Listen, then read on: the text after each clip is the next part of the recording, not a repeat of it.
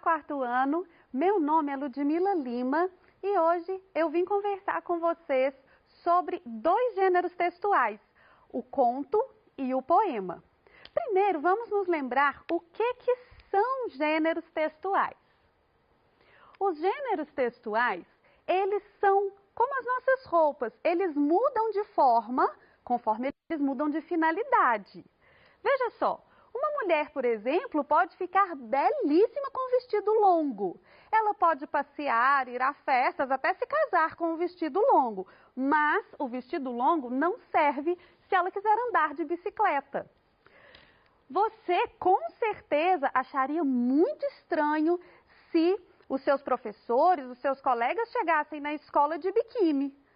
Por outro lado, o uniforme escolar não é bom para você entrar numa piscina, não é mesmo?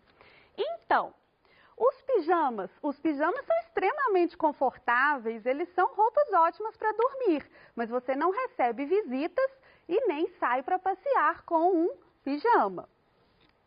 Da mesma maneira que as roupas mudam de forma, os gêneros textuais também mudam. Aqui a gente tem uma receita. A receita tem a finalidade de nos ensinar a preparar um alimento. Aqui, no caso, uma sobremesa. Para isso, a gente precisa saber primeiro quais os ingredientes nós vamos usar. Então, as receitas trazem o título, os ingredientes, é aquilo que a gente usa, e só depois elas dizem o modo de fazer, o modo de preparar esse alimento. As instruções de uso, as instruções de montagem, elas têm a finalidade de nos ensinar a montar ou a usar alguma coisa. Por isso, elas são muito ilustradas. As ilustrações geralmente são numeradas, nomeadas, e o texto vem em forma de passo a passo. Aqui, por exemplo, a gente tem o uso de uma máquina de algodão doce. Tem setinha para mostrar como é que você vai girar o palito, como é que você vai proceder para fazer o seu algodão doce. Uma notícia tem a finalidade de trazer um fato novo, te informar de um acontecimento, de algo recente. A notícia, para isso, ela vai trazer um título grande, chamativo, que nós também chamamos de manchete. Ela vai trazer no primeiro parágrafo todas as informações essenciais do acontecimento, e a gente chama esse primeiro parágrafo de lead. E só depois ela traz os detalhes no texto. Assim, cada texto vai ter uma forma, uma distribuição no papel, um jeito diferente de se apresentar para chegar à finalidade que ele tem. Agora vamos falar do conto. Mas para falar do conto, a gente precisa conhecer um conto. Então, eu vou contar uma história para vocês, um conto. Era uma vez, há muito tempo atrás, um homem que não tinha sorte. Ele não tinha sorte nenhuma. E ele se incomodava muito com isso. Ele reclamava tanto de não ter sorte que as pessoas começaram a se afastar dele. E cada vez mais ele sentia que não tinha sorte. Um dia ele resolveu que precisava tomar uma atitude sobre isso. E ele resolveu procurar o Criador. Ele disse: eu vou até o fim do mundo, mas eu vou buscar a minha sorte. E esse homem saiu. Ele andou um dia, ele andou uma semana, ele andou um mês, ele andou um ano e no final daquele ano ele tropeçou em alguma coisa que estava no chão. E o que ele tropeçou gemeu. Ai, me ajuda, não me pisa. E quando ele olhou, era um lobo. O lobo pediu ajuda para o homem. Mas o homem disse: ô seu lobo, eu não posso te ajudar agora, sabe por quê? Eu estou indo conversar com o Criador, estou indo buscar a minha sorte e eu tenho pressa. Eu tenho que achar essa sorte, eu nunca tive e eu preciso ter logo. Então, o lobo falou com ele: mas você vai encontrar com o Criador mesmo? Com o lá de cima, é? E ele disse: eu vou. Então faz uma pergunta para ele. Pergunta para ele, por favor, por que eu, que era um lobo tão vigoroso, tão forte, estou aqui caído, tão fraco, mal consigo me mexer? E o moço falou para ele: ô seu lobo, pensa bem, se eu estou indo conversar com o Criador, buscar minha sorte, eu vou voltar por esse caminho? E o lobo disse para ele, ah, moço, mas se o senhor lembrar, você pergunta. E o moço se despediu do lobo e começou a andar novamente.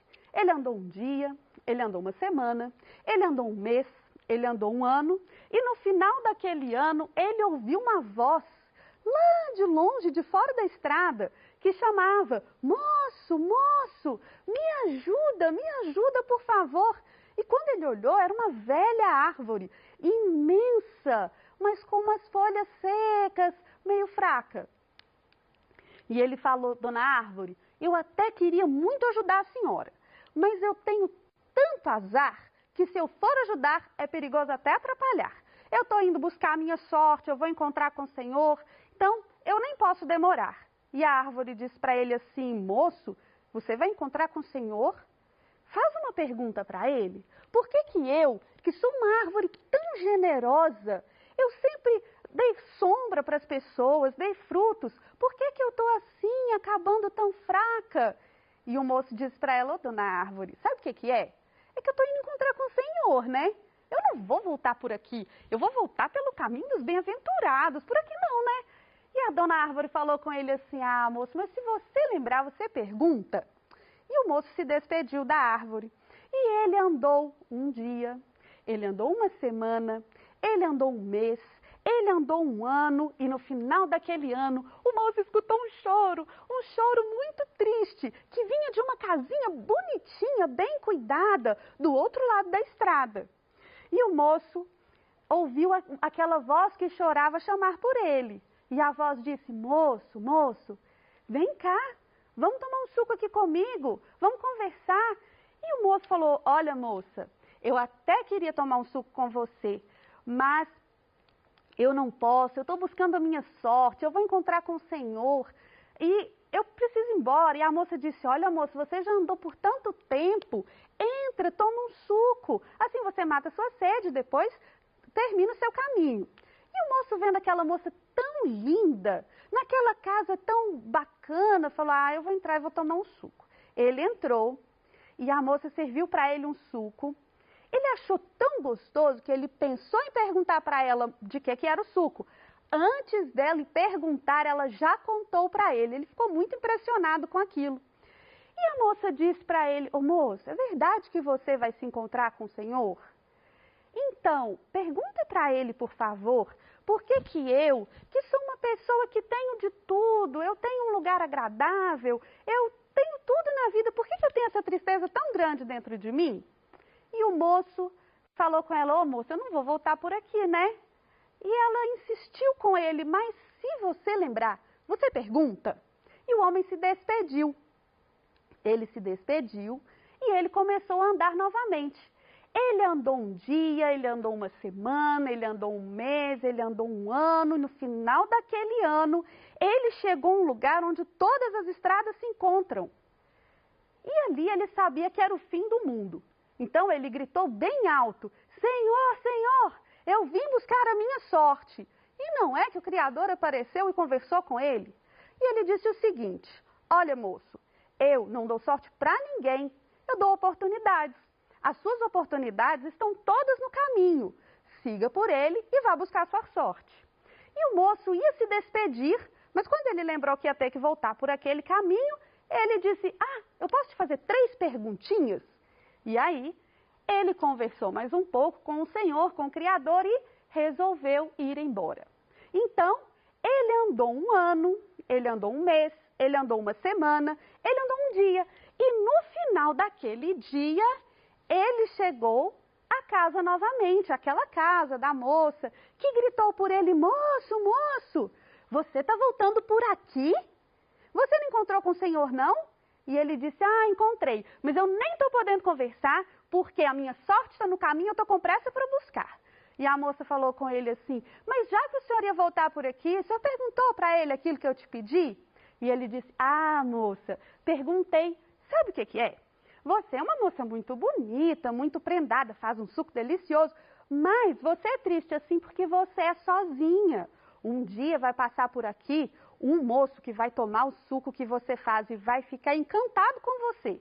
Ele vai até pensar em te perguntar, você vai responder primeiro, isso vai deixar ele impressionado. E aí o que acontece é que vocês vão se casar, vão ter 2 filhos e vão ser super felizes. E aí a moça disse para ele, então, moço, vamos tomar mais um suco? E ele disse, desculpa, não posso, eu tenho que buscar a minha sorte que está no caminho. Então, ele se despediu da moça.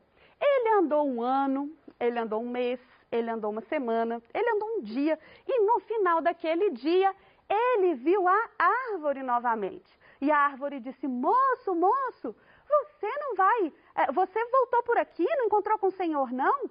E ele disse, encontrei. Acontece que ele mandou voltar pelo mesmo caminho, porque disse que a minha sorte é por aqui mesmo. Ele falou uma coisa de oportunidades e tal, e eu tenho que procurar. Sinto muito, dona Árvore, tenho que ir embora. Mas a árvore disse para ele, e perguntou aquilo que eu te pedi? E ele disse, sim, perguntei. É o seguinte, dona Árvore, quando a senhora era uma mudinha assim, bem pequenininha, veio um homem e enterrou um baú debaixo da senhora. E está atrapalhando as suas raízes a crescer. É por isso que a senhora está fraca. Esse baú está cheio de ouro, e ouro não se dissolve na terra, então não vai ser fácil da senhora sair dessa, não. E a árvore diz para ele, moço, me ajuda. Cava esse baú, leve isso embora, eu não preciso disso. Mas o moço, com muita pressa de achar sua sorte, resolveu ir embora e se despediu da árvore. Ele andou 1 ano, ele andou 1 mês, ele andou 1 semana, ele andou 1 dia. E no final daquele dia, ele encontrou com o lobo novamente. E o lobo disse para ele, moço, não encontrou não o Senhor lá, o Criador? Não perguntou o que você queria? E ele disse, encontrei, só que eu tenho que voltar pelo mesmo caminho. Porque minha sorte está por aqui. Mas até agora eu vou te contar uma coisa, não achei nada, viu? E o lobo falou com ele, e você perguntou para ele por que eu estou doente? E ele disse, lobo, a história que eu tenho para te contar é triste, viu? O senhor não está doente, o senhor está com fome, vai morrer de inanição. Porque é o seguinte, você é lobo, precisa caçar para comer. Está fraco demais para caçar, vai morrer. A não ser que passe por aqui alguém bem tolo, né? E aí você come. E o lobo falou para ele, moço, já que você está aqui, eu estou aqui à beira da morte, me dá um abraço? E o moço, que já tinha percorrido o caminho todo em busca da sorte, deu um abraço no lobo. Nesse momento, os olhos do lobo brilharam e alguém jantou naquela noite.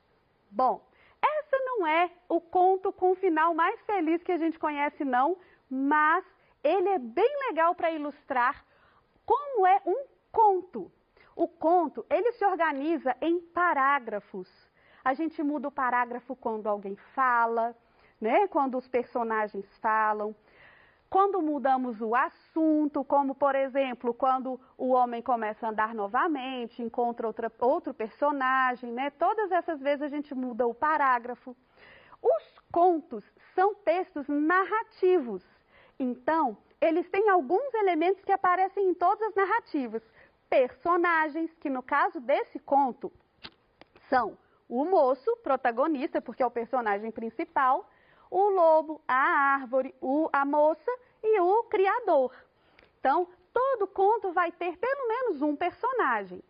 Esse conto, como qualquer outro, tem um lugar onde ele acontece, que no caso é o caminho do homem, o caminho de ida e o caminho de volta.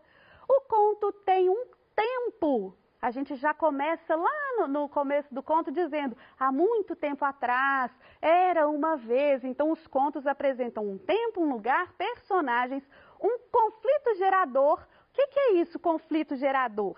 Conflito gerador é um problema. Se não tiver problema, não tem história. Se a Chapeuzinho Vermelho tivesse obedecido a mãe dela e passado pelo caminho seguro, ninguém ia contar a história da Chapeuzinho, porque não ia ter problema com o lobo. Então, o conflito gerador é um problema. O problema do homem é que ele não tinha sorte nenhuma e ele foi buscar a sorte dele. E assim a gente organiza um conto. E é claro, tem aquela parte da história que a gente não gostou, que é o desfecho da história. Se a história ela está contando um problema, ela também precisa ter uma solução. Como é que se resolveu o problema? Nesse caso, a solução que o moço arrumou não foi legal, mas todo conto vai ter também esse desfecho do problema. Bom, e o poema, professora? A gente já falou do conto, agora vamos falar do poema. E eu vou recitar para vocês um poema do José Paulo Paes. A arara. A arara é uma ave rara, pois o homem não para de ir ao mato caçá-la, para pôr na sala em cima do poleiro, onde ela fica o dia inteiro fazendo escarcéu, porque já não pode voar no céu. E se o homem não para de caçar a arara, hoje uma ave rara, ou a arara some ou muda de nome para arara. O poema, ele é escrito para sensibilizar alguém, para emocionar alguém. Então veja, ele foi dividido em versos, os versos formaram estrofes. No final dos versos, de alguns deles, a gente tem rimas. E isso faz com que a gente leia o poema num ritmo diferente daquele que a gente conta um conto. O ritmo dá mais sonoridade para o poema. E essa sonoridade nos ajuda na tarefa de sensibilizar. O poema é meio cantado, assim como as canções que vão ter essa mesma estrutura, esse mesmo jeito de serem escritos. Bom, e assim a gente observa as diferenças na estrutura, na finalidade, em tudo que tem entre o conto e o poema. Nessa semana, você fará atividades sobre contos e poemas. Leia os textos com atenção e mostre o que você aprendeu. Então, vamos nos lembrar o que é que você aprendeu. Nós aprendemos que os gêneros textuais mudam de forma, assim como mudam de finalidade. Aliás, eles mudam de forma para atingir a sua finalidade. Nós vimos que os contos são textos narrativos que apresentam uma organização em parágrafos, que podem ter falas das personagens e de narrador, que nós temos em um conto elementos de narrativa que vão aparecer na maioria das narrativas, como personagens, protagonistas, lugar, tempo, conflito gerador, que é o problema que acontece, né, para que a história seja contada, mereça ser contada, um desfecho, que é aquele jeito como se resolve a história. Nós também vimos que os poemas, diferentes dos contos, têm a finalidade de sensibilizar alguém, ele tem a finalidade de emocionar. No caso do poema que a gente leu, da arara, ele tem a finalidade de nos sensibilizar para o caso de um animal que está em risco de extinção. Por isso, os poemas são organizados em versos. Esses versos podem trazer ali no seu final algumas rimas, que são aquelas palavras com som igual no final, que vão dar ritmo ao poema. Os versos se encontram em estrofes e as estrofes organizam o poema para que a gente possa ler, apreciar e falar de uma forma mais artística, de uma forma mais sensível sobre diversos assuntos. A diferença entre os textos é importante para que a gente entenda a finalidade deles, para que a gente entenda a que eles servem. Então, nós vimos não só esses gêneros textuais, mas alguns outros para ilustrar isso. Como que a receita vai se dividir entre ingredientes e modo de preparo, como uma notícia vai ter manchete, lead e corpo da notícia, que é o texto todo, como que as instruções, os textos instrucionais trazem ilustrações de uma maneira diferente, que não são ilustrações artísticas, são ilustrações mais técnicas, numeradas, nomeadas, o texto é organizado em passo a passo. Então, para você fazer as suas atividades dessa semana, você vai usar todas essas informações, vai ler com atenção, leia parágrafo a parágrafo, tudo o que acontece ali no conto que a gente tem na atividade. Busque nomear os parágrafos, assim você identifica o assunto de cada um e você entende melhor o que você está lendo. Observe o que o poema propõe. E assim você vai conseguir fazer uma ótima atividade. Eu agradeço a sua atenção e te espero na próxima aula.